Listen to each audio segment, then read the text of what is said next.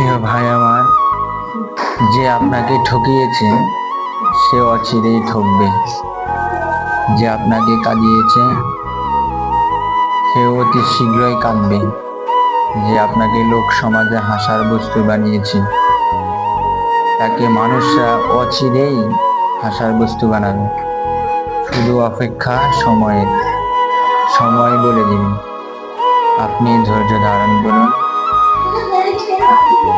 আল্লাহ তাআলা বলছেন, ইন্নাল্লাহা মাআস সাবিরিন। নিশ্চয় আল্লাহ তাআলা ধৈর্যশীলদেরকে ভালোবাসেন, ধৈর্যশীলদের পাশে থাকেন।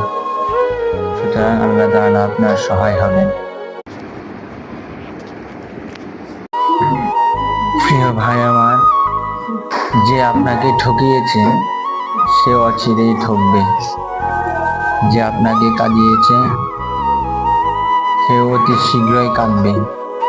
যে আপনাকে লোক সমাজে হাসার বস্তু বানিয়েছে তাকে মানুষরা অচিরেই হাসার বস্তু বানাবে। শুধু অপেক্ষা সময়ের, সময় বলে দিবে। আপনি ধৈর্য ধারণ করুন।